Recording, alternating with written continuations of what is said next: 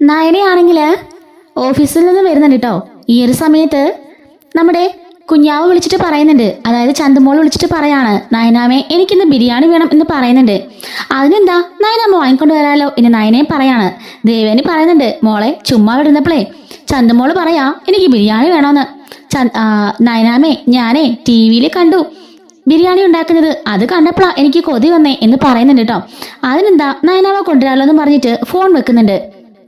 ഇതേ സമയത്ത് ദേവയാനി ചന്തുമോള് സംസാരിച്ചുകൊണ്ട് ഇങ്ങനെ കളിച്ചുകൊണ്ടൊക്കെ ഇരിക്കുമ്പോഴേക്കും അങ്ങോട്ടേക്ക് ജലജയും ജാനകിയും അനാമികയും കൂടി വരുന്നുണ്ട്. അനാമിക പറയാണ്, എന്റെ പൊന്നു വെല്ലുമ്മയ്ക്ക് ഇതിന്റെ എന്തെങ്കിലും കാര്യമുണ്ടോ? പിന്നെ പരാതിരിക്കാൻ വയ്യല്ലോ, സ്വന്തം മോന്റെ മോനാണല്ലോ, അപ്പൊ പിന്നെ സ്നേഹിക്കാതിരിക്കാൻ പറ്റില്ലല്ലോ അല്ലേ?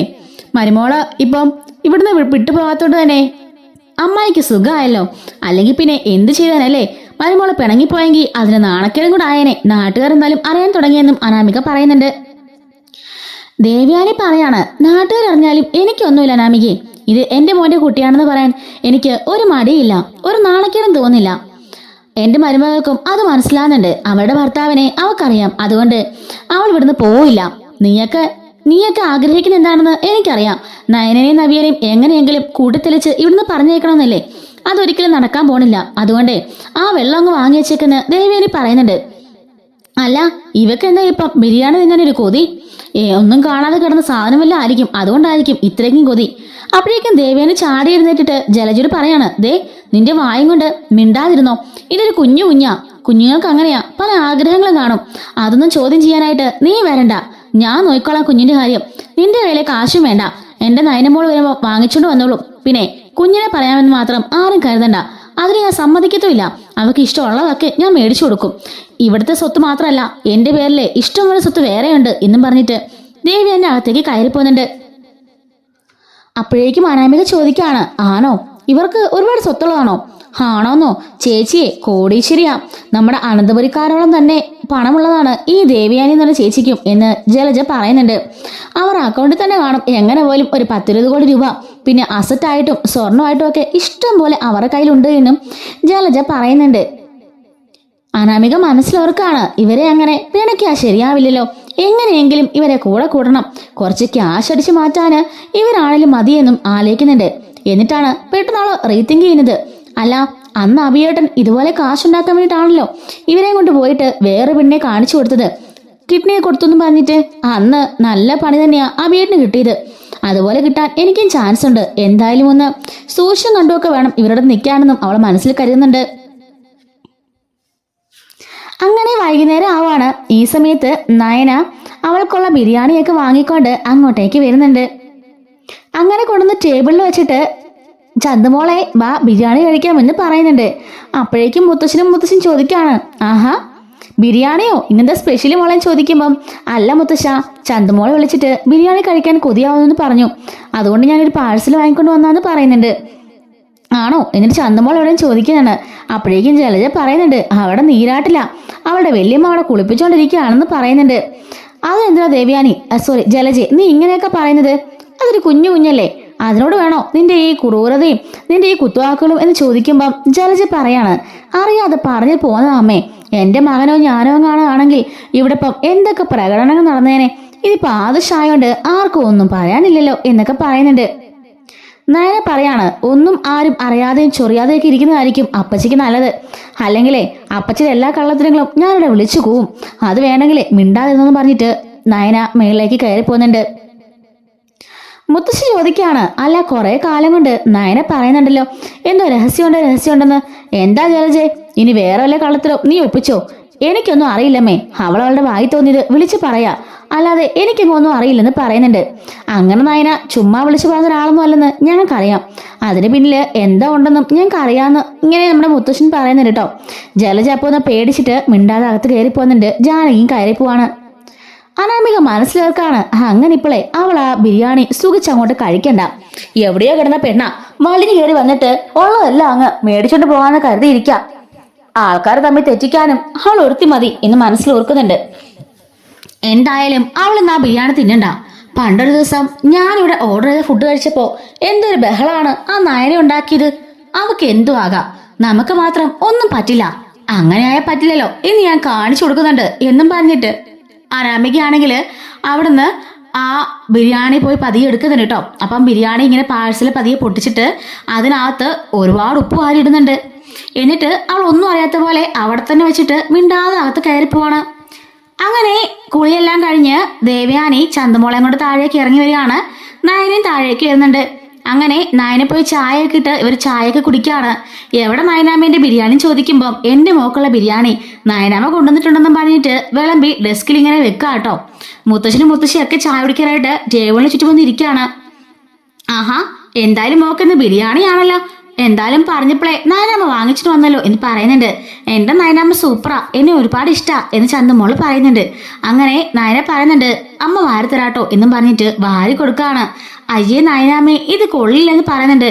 അയ്യോ മോളെ നല്ലതാ, ഒന്നുകൂടെ കഴിച്ചതോന്ന് പറയുമ്പം ഇല്ല വേണ്ട, എനിക്കിത് ഇഷ്ടപ്പെട്ടില്ലെന്ന് പറയാണ്. അതെന്ത് പറ്റിയെന്ന് പറഞ്ഞിട്ട് നയന ഇച്ചിരി വായി വെച്ച് നോക്കുമ്പോൾ അയ്യോ മുത്തശ്ശ, ഇത് നിറച്ച് ഉപ്പാണല്ലോ എന്ന് പറയാണ്.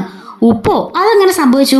ആ കടക്കാരനെ വിളിച്ച് നല്ല എണ്ണ പറയണമല്ലോ ഒന്ന് പറയുമ്പോ നയന പറയുന്നുണ്ട്, അല്ല ഇതാരെ കവർ പൊട്ടിച്ചെന്ന് ചോദിക്കാണ്. മോളല്ലേ ഇപ്പൊ എടുത്തതെന്ന് ദേവേനെ ചോദിക്കുമ്പം അല്ലമ്മേ, ഈ കവർ സീൽ ചെയ്തതായിരുന്നു, ഞാൻ ശ്രദ്ധിച്ചാ കൊണ്ടുവന്നതും, അതുകൊണ്ട് തന്നെയാ ഞാൻ കൊണ്ടുവന്ന് ടേബിൾ വെച്ചിട്ട് അങ്ങനെ അങ്ങ് പോയത്. പക്ഷെ തിരിച്ചതപ്പോ ഞാൻ ഓർക്കുന്നുണ്ട് സീല് പൊട്ടിച്ചിരിക്കുകയായിരുന്നു. ഞാൻ കണ്ടോ കത്രയും കൊണ്ട് വന്നതാ, പക്ഷെ ഞാനത് ഉപയോഗിച്ചിട്ടുമില്ല. അപ്പൊ ഇതാരോ തുറന്ന് ഒപ്പിച്ച പണിയാണെന്ന് തോന്നുന്നു പറയുമ്പം മുത്തശ്ശി പറയാണ്, ആണോ മോളെ, അങ്ങനെയെങ്കിൽ അടിഭാഗത്തോട്ട് നോക്കിക്കേ, അതിൽ ഉപ്പ് പറ്റിയിട്ടുണ്ടോ എന്ന് പറയുമ്പോഴേക്കും നയന മോൾ ഭാഗത്തെ മാത്രം കുടഞ്ഞു മാറ്റിയിട്ട് അടിഭാഗത്തെ നോക്കാണ്. ഇല്ല മുത്തശ്ശി, അടിയിലോട്ട് ഉപ്പില്ല. അപ്പൊ ആരോ മനഃപൂർവ്വം ഉപ്പ് മണ്ടേ കൂടെ വെതറിയതായിരിക്കുമെന്നും നയന പറയാണ്. ഇതാരാ ഇവിടെ വന്ന് ഇപ്പൊ ഇങ്ങനൊരു ക്രൂരത ചെയ്തതെന്ന് മുത്തശ്ശൻ ചോദിക്കുന്നുണ്ട്. അങ്ങനെ നയന ആ ചോറ് മാറ്റിയിട്ട് അടിഭാഗത്തുള്ള ആ ചോറെടുത്ത് കുഞ്ഞിന് കൊടുക്കുന്നുണ്ട് കേട്ടോ. കുഞ്ഞത് കഴിക്കുകയും ചെയ്യാണ്. ദേവേനെ പറയുന്നുണ്ട്, ഇവിടെ അങ്ങനെ ചെയ്യാൻ ഉദ്ദേശമുള്ള 3 പേരുള്ള അച്ഛ, ജലജയും അതുപോലെ തന്നെ ജാനകിയും അനാമികയും. പിന്നെ ജാനകി ഇമ്മാതിരി ചീപ്പ് പണിയൊന്നും ജാനകി ചെയ്യാറില്ല. പിന്നെ അനാമികയും ജലജനും ഇവർ രണ്ടുപേരും സംശയിക്കേണ്ടത്. ജലജയ്ക്കും അനാമികയ്ക്കും ആയിരുന്നു ഇവർക്ക് ബിരിയാണി കൊടുക്കുന്നതിൽ വലിയ കണ്ണുകടി. അതുകൊണ്ട് അവരടിക്കാൻ സാധ്യത ഉണ്ടെന്ന് പറയുന്നുണ്ട്. അങ്ങനെയാണെങ്കിൽ അവരെ അങ്ങ് വെറുതെ പറ്റില്ലല്ലോ എന്ന് മുത്തശ്ശൻ പറയാണ്. ഒരു വീട്ടില് ഒരു കുഞ്ഞു കഴിക്കാൻ വെച്ച ഭക്ഷണം ഇത്രയും ഭക്ഷണം വേസ്റ്റ് ആക്കാനേ അവർ കണക്കാക്കിയെങ്കിൽ അവരുടെ മനസ്സ് അത്രത്തോളം വികൃതമായിരിക്കും. അവരെന്തായാലും ഞാൻ കൈയോടെ പിടിക്കുമെന്നും മുത്തശ്ശൻ പറയുന്നുണ്ട്. അങ്ങനെ മുത്തശ്ശൻ എല്ലാം താഴേക്ക് വിളിക്കാൻ കേട്ടോ.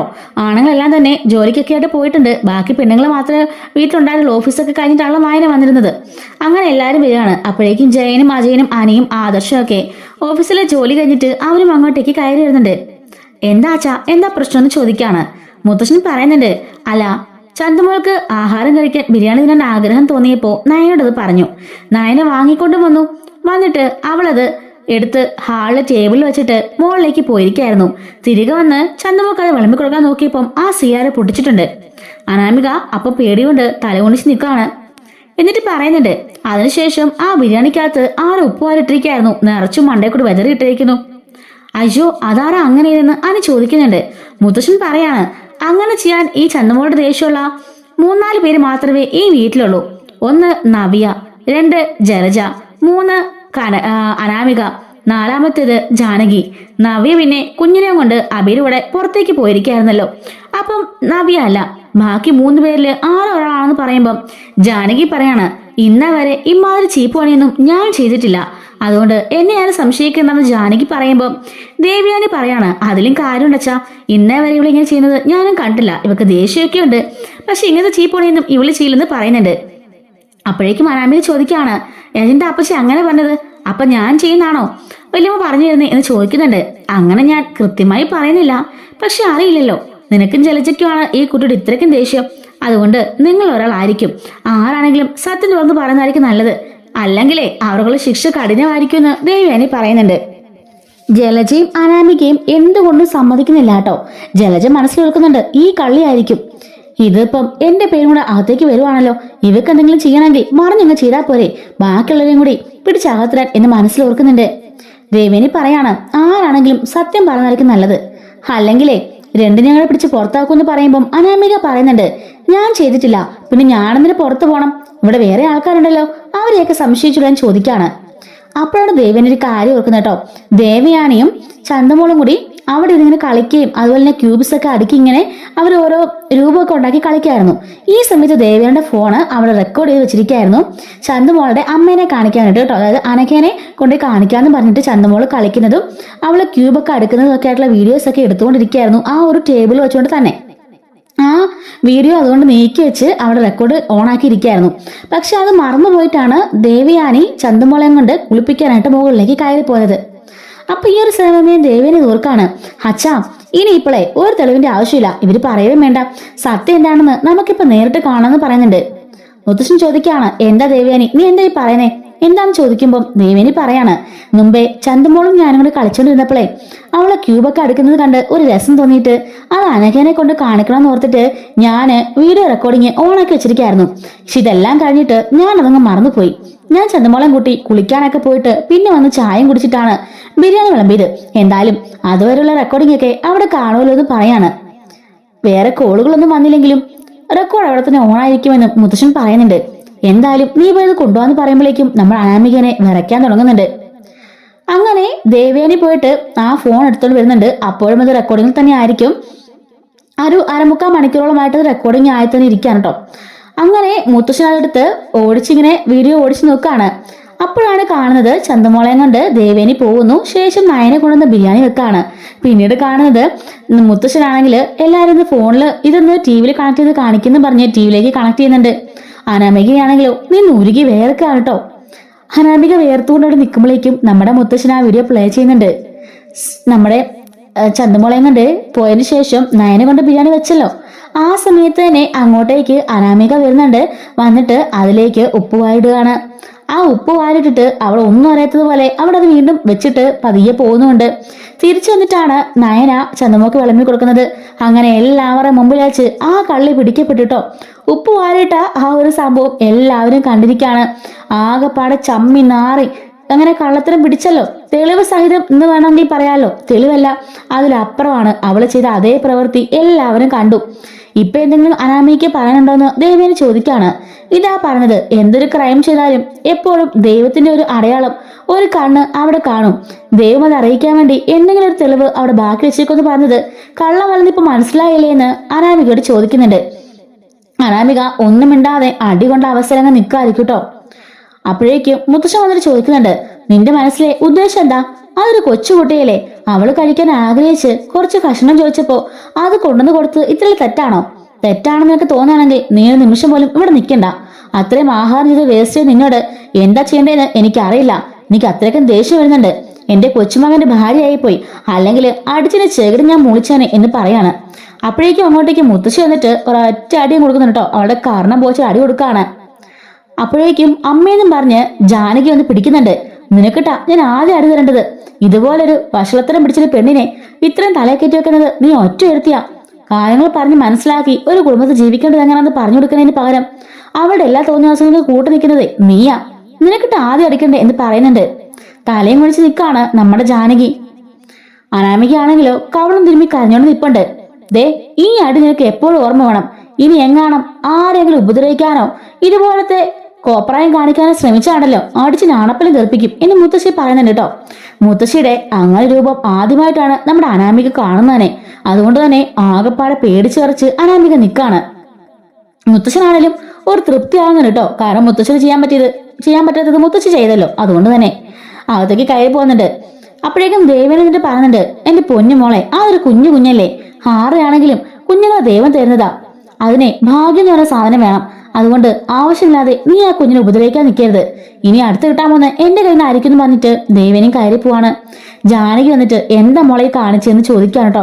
അമ്മേ, പെട്ടെന്നൊരു ദേഷ്യത്തിന് ഞാൻ ചെയ്തതാന്ന് പറയുമ്പോൾ സാരമില്ല, ഇനി ഇങ്ങനെ ചെയ്യരുതെന്ന് പറഞ്ഞിട്ട് ജാനകിയും കയറി പോകുന്നുണ്ട്. അനി പറയാണ്, നിനക്കെ നല്ലൊരു അടിയുടെ കുറവുണ്ടായിരുന്നു, അതെന്തായാലും കിട്ടി. നിന്റെ സ്വഭാവം എന്താണെന്നും നിന്റെ ക്യാരക്ടർ എന്താണെന്നുള്ള കാര്യങ്ങളൊക്കെ ഇവിടെ എല്ലാവർക്കും മനസ്സിലായിട്ടുണ്ട്. അതുകൊണ്ട് എനിക്ക് സമാധാനം എന്ന് പറഞ്ഞിട്ട് അവനും അകത്തേക്ക് കയറി പോവാണ്. ഈ സമയത്ത് നയനെ പറയുന്നുണ്ട്, നീ എങ്ങനെയുണ്ട്? അമ്മ പറഞ്ഞ പോലെ ദൈവത്തിനൊരു കയ്യൊപ്പ് എല്ലായിടത്തും കാണും. നീ എന്ത് ചെയ്താലും, നീ എത്രയൊക്കെ മറിച്ച് ആരെയൊക്കെ കബളിപ്പിക്കാൻ ശ്രമിച്ചാലേ അതെല്ലാം ഒരു ദിവസം പുറത്തു വരിക തന്നെ ചെയ്യും, അല്ലെങ്കിൽ ഞാൻ കൊണ്ടുവരും എന്നും പറഞ്ഞിട്ട് നയനയും കയറി പോവാണ്. എല്ലാവരുടെ മുമ്പില് ആകെപ്പാടെ നാണം കെട്ടല്ലോ. അതുകൊണ്ട് തന്നെ വല്ലാത്തൊരവസ്ഥയില് നമ്മുടെ അനാമിക ഇങ്ങനെ നിൽക്കുന്നു കേട്ടോ. ഇതുപോലെ എല്ലാ ദിവസവും നമ്മുടെ ചാനലിലൂടെ വ്യത്യസ്തമായ സ്റ്റോറികൾ അപ്ലോഡ് ചെയ്യുന്നുണ്ട്. മിസ്സാതിരിക്കാൻ നമ്മുടെ ചാനൽ ഇപ്പോൾ തന്നെ സബ്സ്ക്രൈബ് ചെയ്ത് സപ്പോർട്ട് ചെയ്യണേ. Thanks for watching.